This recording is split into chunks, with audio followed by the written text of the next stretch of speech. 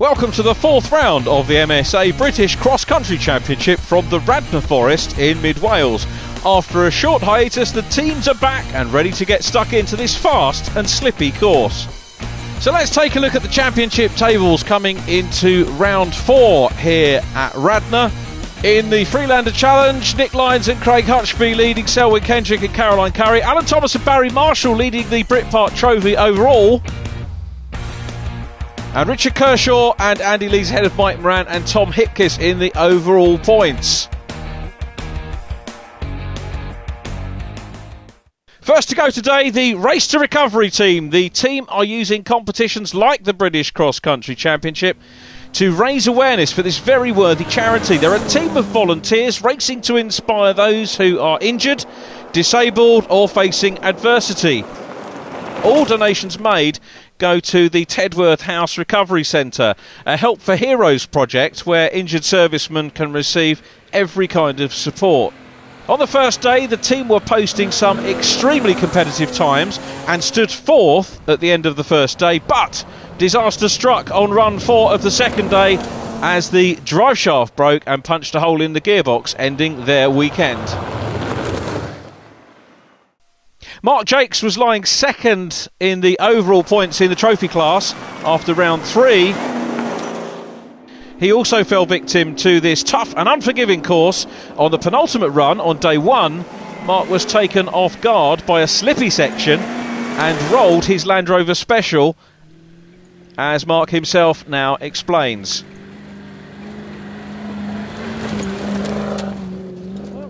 Yeah, we were on the last but one lap, and we were coming down the bank before the last section of the roadway, and we were going a little bit too fast down the bank in the ruts, and we got it crossed up, and so we started sliding sideways, and then we hit a tree with the passenger side front, and then obviously that flipped us over, so we rolled twice down the road and got stuck between two T's, as you can see. Ripped the chassis, the hockey stick off the chassis, and bent obviously the bit of the bodywork, so we've got a bit of work to do for the next race, but fingers crossed she'll be ready to go. Engine's still running, gearbox is okay, so yeah, apart from that we're having a great day. Ben Gott, who is also part of the Race to Recovery team, had a mixed weekend in his TMC Minx buggy. Whilst posting fast times, he sacrificed many tyres and had to hold back on the last few runs, meaning he finished in 3rd in class and 10th overall. So how's the weekend been going for you so far? Having an excellent weekend. The weather's been kind to us, and yeah, going a good race. We're getting into the top 10 now. We've had a catalogue of disasters yesterday, from tyres and broken shafts and a steering coming loose, but it's all just kept it going, and we've been posting just a nice constant times really, so yeah, really nice weekend.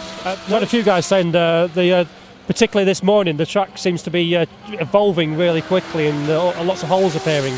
Had any problems with that? Not really with the holes, no. It's just on the rough stuff in the ruts we use the banks a lot to just keep the momentum on the speed, so that's what's getting the tyres. So I've actually backed off a little bit today. I've run out of tyres as well, so I've got to do 2 more runs on what we've got. So just easing off the edge of the tyres a bit, trying not to get any punches. So a bit of a relaxed final few runs for your co-driver, chilling out. Yeah, just go for a finish now. There's a lot of cars dropped out, so we're into the top 10. Yeah, just get a nice finish for a good weekend. Well, excellent. Well, good luck in the last 2 rounds, and hope you can get that top 10 and your car's beginning to smoke a bit now. Thank you very much. Have a look. Cheers.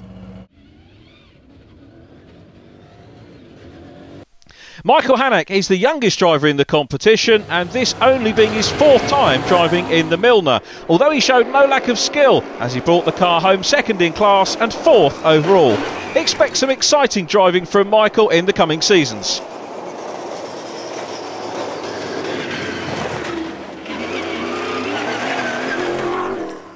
This is your 4th outing in the car. I assume it's a new car. How are you finding it, and are you finding it's evolving and getting quicker and quicker as you go? Yeah, I mean, it's totally different to the car we had before. Like you say, it's my 4th outing, and it's basically a rocket ship, so trying to control it is what I'm trying to get used to. It's independent as well, which I'm not used to. So I'm just trying to work out what I can go flat out at and what I can't. And it's a big learning curve for me, so I suppose I've got a few years to sort it out yet, but so far so good, yeah. Alvin Oud is a guest driver hailing from Holland but living in Algeria. Alvin, who's used to driving endurance-based races in the African deserts, had to adapt his driving style to the short, tough terrain of Radnor. Whilst taking it easy, he posted some strong, consistent times and ended finishing 4th in the Clubman event and 13th overall.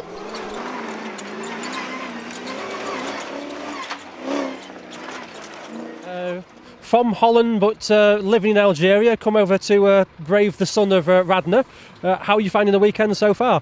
It's really great fun. We're having a great time. My car was in the UK, and I met some friends here during the last Touareg rally. And they said, "You have to come over. You have to come over. You have to come over." My car was sitting here, so I said, "Yeah, let's go for it."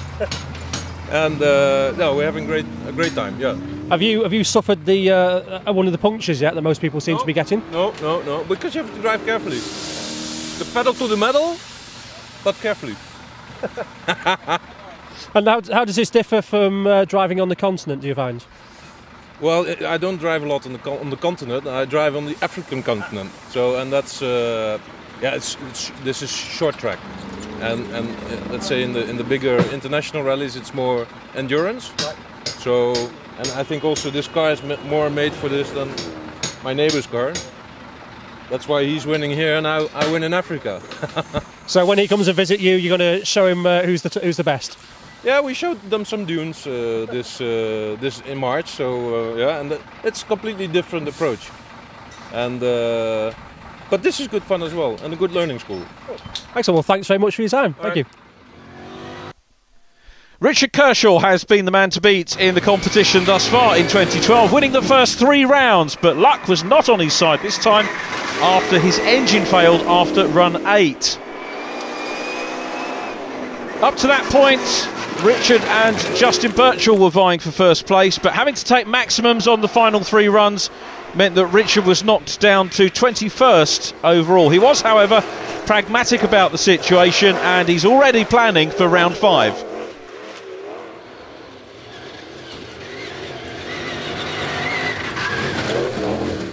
Afternoon, Richard. Day 2 of the British Cross Country Championship here at Radnor. Your car looks a bit parked up there. What's happened?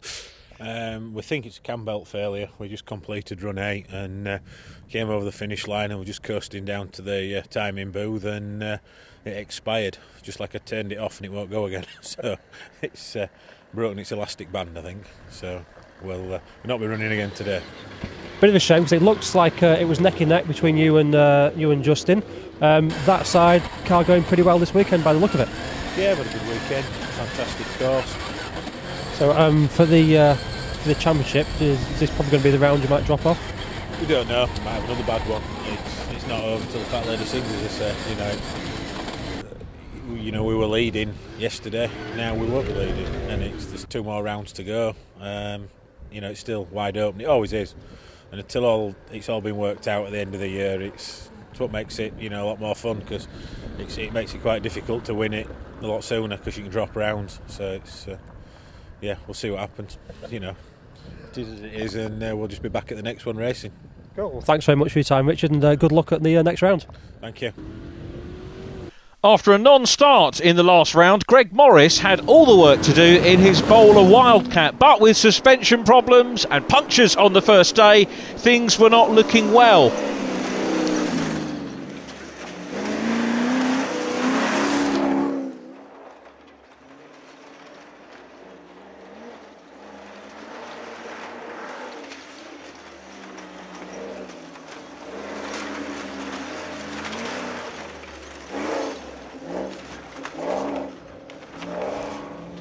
But Greg stuck in there and managed to finish the weekend in 22nd place overall.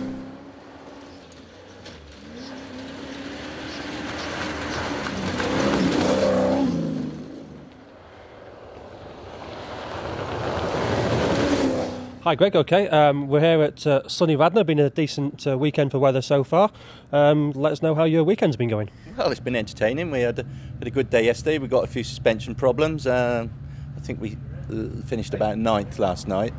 So we started off this morning, got suspension sorted, so we're going nice and fast, and then rolled it. So I think we have to slow down a bit again. But and then on the second lap we had a puncture, but we're still going. Should be good. We should finish with a bit of luck. So a bit of a relaxed afternoon now. Well, let's hope so. Yeah, we've got 3 more runs to do, so get to the end and see where we finish. Okay, well, thanks very much for your time, Greg. Right, Cheers thanks. much. Cheers.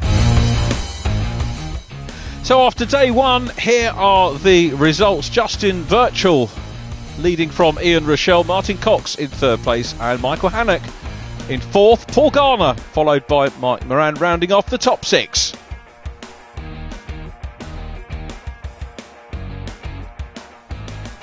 Join us for the second half of round 4 of the MSA British Cross Country Championship from Radnor after the break.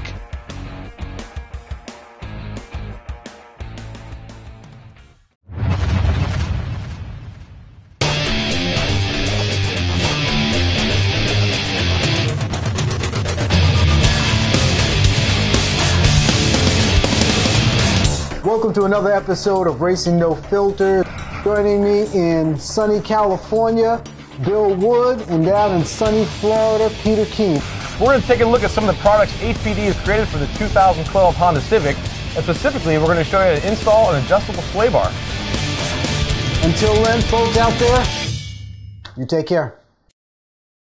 Want to keep up with all the racing action at the track?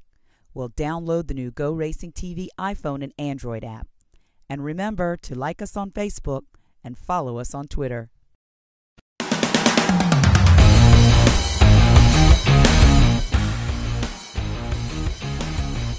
Welcome back to the MSA British Cross Country Championship. The sun is shining here in Radnor and the crews are readying their cars for another day on this fast forest course.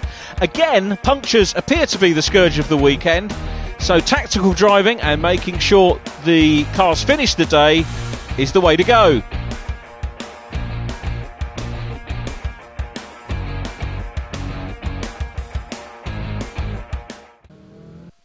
Nick Lyons is mounting an impressive attack on the Freelander Challenge. He was a clear 8 minutes ahead of second place man Chris Ratter. This is certainly Nick's competition to lose now.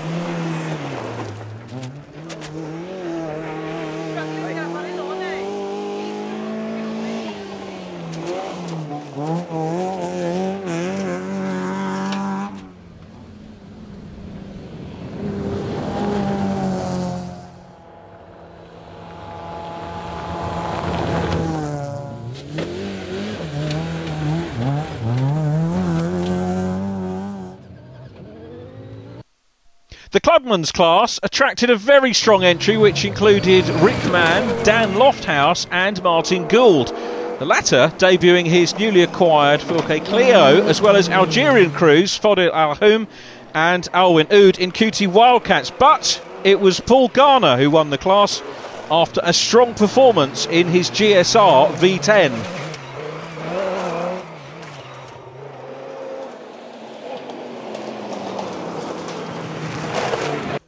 Notice you got the nice big V10 sticker on the back there, a bit of BMW, a bit of modern technology in there. Yes, yeah. Well, as I'm not a very good driver, you say I compensate with the size of engine. So yeah, it is. It's like you said, it's a BMW V10 with 5 litres. Should be throwing out around about 550 brake horsepower. So it's got plenty of power. It's just whether you can put it down or not. Okay, cool. And you say this is the first dry event. How you find it compared to the wet events for the car? Is it more of a dry event vehicle or? Yes, yeah, it is. It's because of the size of engine and the handling, it's far better on these dry events. On the longer dry events type thing, you go to a small event and it's a little bit trially type thing. You don't need the power, so you need the event, this distance, to actually use the power that it has. Alan Thomas was one of the few drivers to escape almost puncture-free this weekend, and that helped him to take the win in the trophy class. After winning the first round in 2012, Alan lost out to Paul Harris in rounds 2 and 3, but the win this time around means that the competition is very close. Hi Alan, the sun's come back out again, a little bit of rain earlier on, but how are you finding this weekend? It's been good up to now. I haven't had any problems. It was slippy on not the last one, the one before. It just started raining as we went out. It was a bit skittish on the wet weather, on the wet track, but it's all right, it's dried out again now. How are you finding the dust? If you're following people, is it difficult to follow, or is it clearing up? Not okay for you? No, we've had quite a clear run. It was a little bit dusty last run, but it's been quite clear, really, considering how much dust's in the paddock. It started up as promised. Have you had a puncture yet? We've seen an awful lot of cars coming through with bits of tyre hanging off. No, we haven't had a puncture. We haven't had a puncture or anything. We've a little bit of an oil leak on the drive shaft there, so we're just going to repair that now. But, we've changed it from the last meeting to a manual gearbox from an auto. Put different diffs in it, so it's going a lot quicker now. Excellent. So looking forward to the last few rounds and bit of a finish with a flurry? Yeah, hopefully, yeah. We only need to win another one yet. We're holding second place at the moment to Paul 111.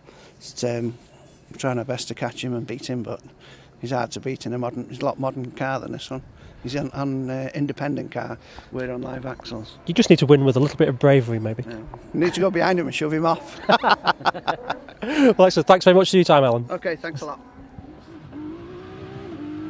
Justin Birchall led the event initially in his Peugeot M206 Evo ahead of Richard Kershaw.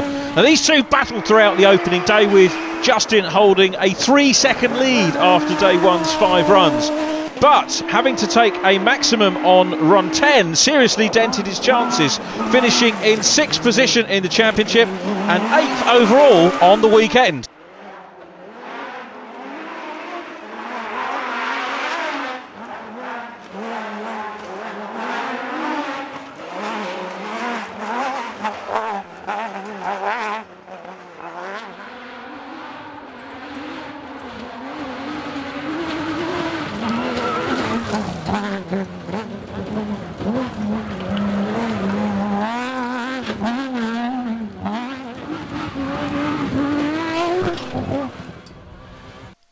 Richard Wynne Williams' fortunes appeared to be changing after a run of not so successful meetings. The work that he and his team have been doing on the Peugeot 206 have paid dividends. A 6th place this weekend in the championship and 7th place overall to make it a great weekend here at Radnor.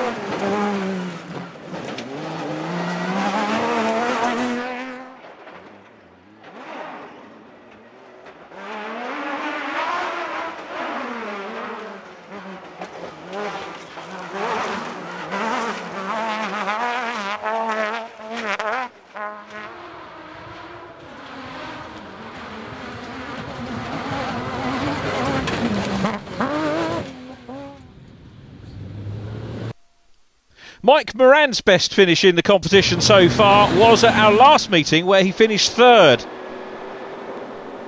This time around, Mike could only manage 4th place, but his competition so far has been very consistent and he's still in a position to have a strong finish in the final championship table.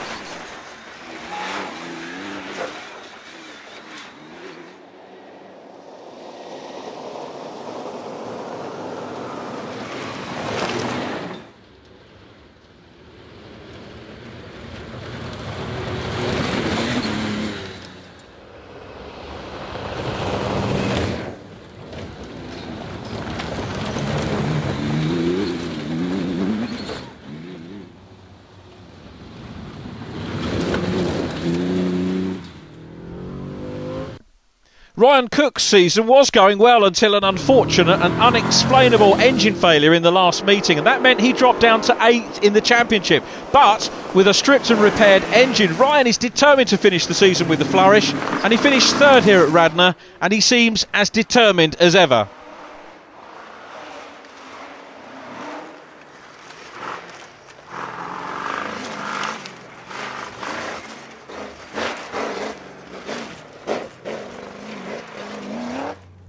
Found a lot of people saying that day 2 the circuit seems to be changing every round.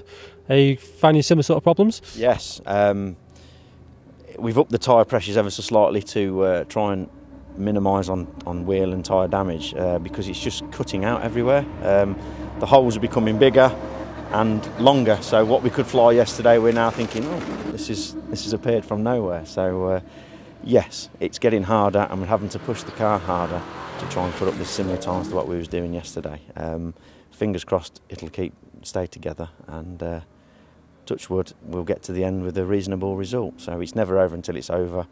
You know, we've just got to keep circulating. Must keep circulating. So 2 rounds to go, mostly a case of just trying to survive at the moment then? It is. Again, you know, we've had a fantastic season. We had a massive misfortune in Scotland, so that's the round we have to drop now.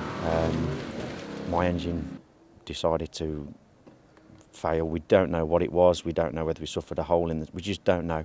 But John Eales has played an absolute blinder, and I just want to thank him from the bottom of my heart to get this engine back together for this round. He's worked really hard, and without that guy, without Land Rover experience, and obviously my dad Chris, that's now retired, but he's worked so hard on the car. As I say, Land Rover, John Eales, Lee and Dave Potts, the people that have been maintaining the car to try and keep it together. So two events to go when this one's finished, and fingers crossed we'll have a reasonable year again. Well, cool. Well, good luck for the last 2 stages this afternoon, and we finish up there near the top. Thank you very much for your time. Thank you. Martin Cox had a trouble-free day on day 1, but day 2 proved much trickier. He suffered electrical problems on the car, which saw the machine cut out 3 times on run 1. But he soldiered through to take his best ever British Cross Country Championship result, finishing in 2nd place.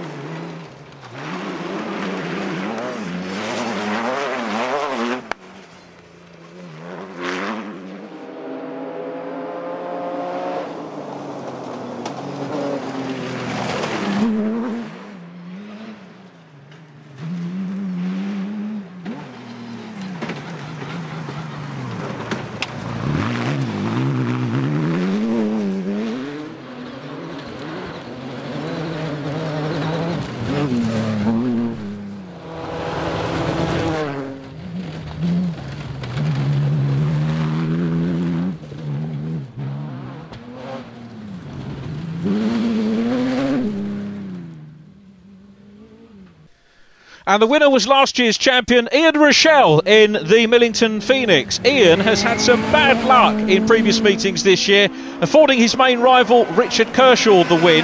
But Ian was happy to be heading the pack again with his first win of the season. Ian made a storming start to day 2, setting the fastest time on the first 3 runs to take the lead by 4 seconds from Justin Birchall. But on the next runs, his Millington Phoenix suffered a broken gear linkage, with his navigator wedging a screwdriver in the broken linkage. Rochelle was able to get to the end of the run, but his lead was lost. On the same run, Kershaw was forced out of the event with engine problems, leaving Justin Birchall with a good lead. However, on the penultimate run, Birchall's car left the road, resulting in a stage maximum, which handed the lead of the event back to Rochelle, who survived the final run to take the win. Because of the appeal process, the final results from the event have not yet been published, so as it stands, all results in the programme are provisional and subject to change. Please visit marches4x4.com for the final results. Well, that's all we have time for now. The next round will again be at Radnor. The organisers, of course, setting out a different course to test the drivers here in the MSA British Cross Country Championship.